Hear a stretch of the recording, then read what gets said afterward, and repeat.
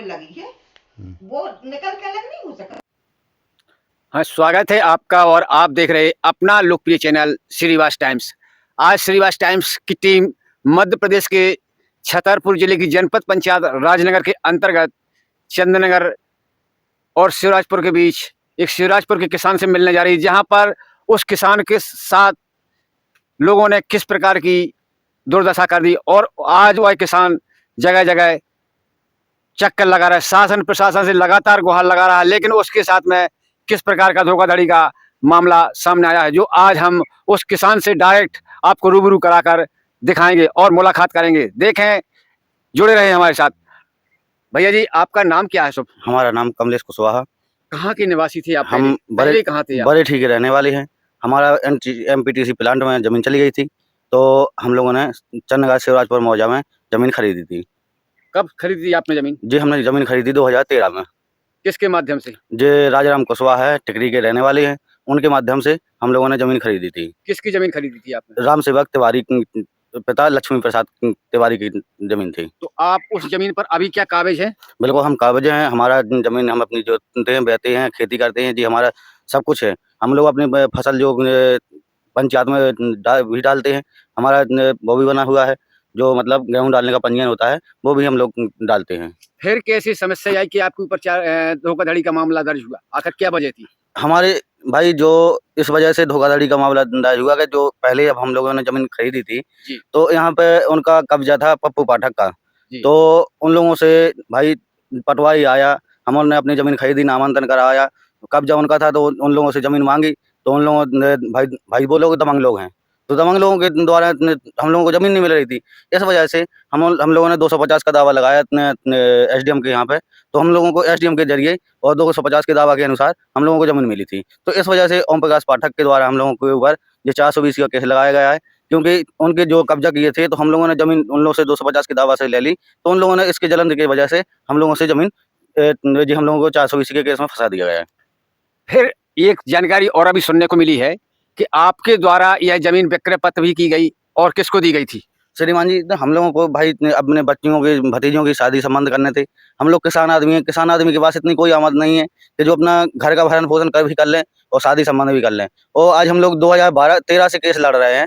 13 से केस लड़ते हम लोग किसान आदमी मजदूर हैं, तो मजदूरी में इतना प्रॉफिट नहीं होता है कि जो कि हम भाई शादी संबंध भी कर सकें।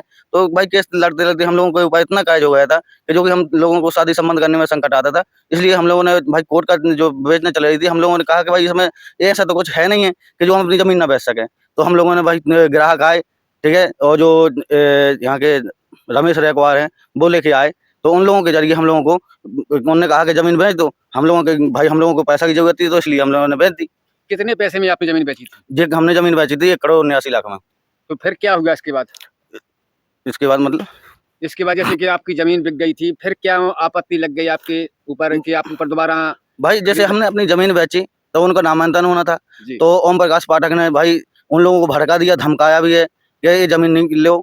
उन लोग भाई उनको नामांकन होना था, तो उन्होंने आपत्ति भी लगा दी तहसील में कि इनका नामांकन भी ना हो पाए। और नामांकन के होने के बावजूद उन लोगों ने भाई 302 के कतली में गुंडा बाइक के लोग हैं, तो इन लोगों ने इस वजह से उसको इतना धमका दिया, इतना भर दिया उसको, कि उसके दिमाग में एक ही बात आ गई कि जी हमको जमीन अब नहीं लेना है। तो क्या आपको भी धमकी आई थी?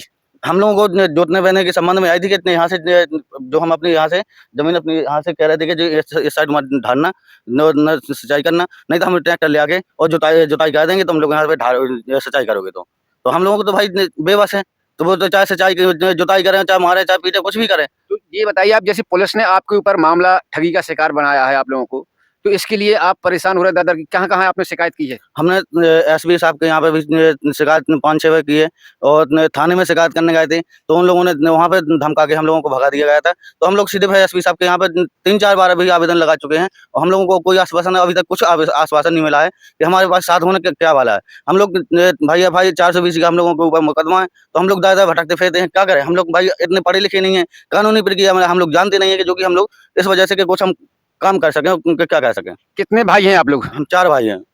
नाम बताएंगे क्या आप अपना? हमारा नाम कमलेश कुशवाहा है, हमारे बड़े भाई का नाम खड़िया कुशवाहा है, और समांजली भैया का नाम राजाराम है और धांधु, और संजली भैया का नाम गिरजू कुशवाहा है। तो जी आपके साथ में जो घटना घट रही है और घटना के साथ साथ आप दर दर की ठोकरें खा रहे हैं, तो आप प्रशासन से क्या चाहते हैं? हम प्रशासन से यही मांग चाहते हैं कि हम लोगों के साथ जो भी जल्द से जल्द न्याय कराएं। हम लोग इतने फंसे हुए हैं कि हम लोग मजबूर हैं।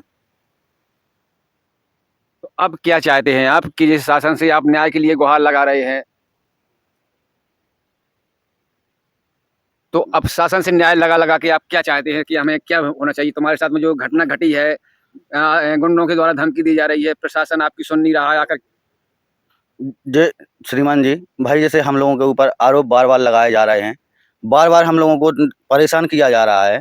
तो श्रीमान जी से हमारा एक ही निवेदन है कि जैसे ओम प्रकाश पाठक कह रहे हैं कि इन लोगों की ज़मीन फर्जी है, इन लोगों ने फर्जी ज़मीन मतलब ली है, जी, जी। तो इनके ऊपर भी तो जाँच खड़ी की जावे। क्या उनकी जमीन में भी लफड़ा है कोई? उनकी ज़मीन में भी आज हमने अपने जो हम भाई हम लोगों को वहाँ अपने वकील साहब से सलाह ली, तो हम लोग उनकी भी नकल निकाली है, आज 69 से निकाली है जी। और राजनगर से भी निकाली है हम लोगों ने नकल। जी, जी। तो उनका तो और हमसे ज़्यादा भंटाधार डला है। तो क्या उनके पास तो 5 एकड़ का फर्जी पट्टा है, उन लोगों के भी पास 20 एकड़ 30 एकड़ ज़मीन है।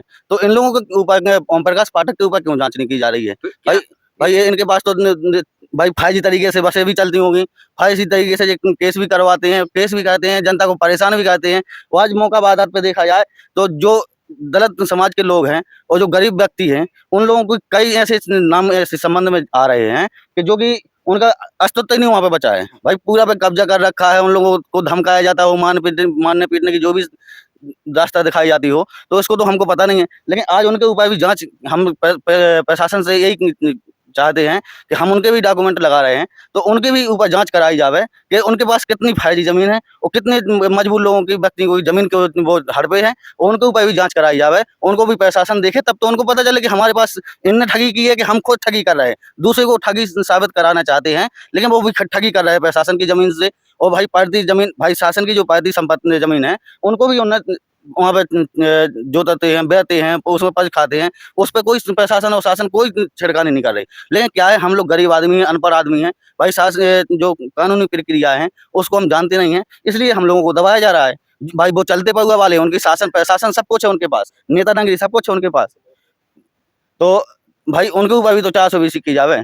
तो आपने अभी तक इतनी समस्याओं में उलझे हुए हैं आप। अभी आपने एसपी साहब को सुनाया, कलेक्टर साहब को सुनाया, न्यायालय में भी आप शायद गए होंगे। न्यायालय में गए थे।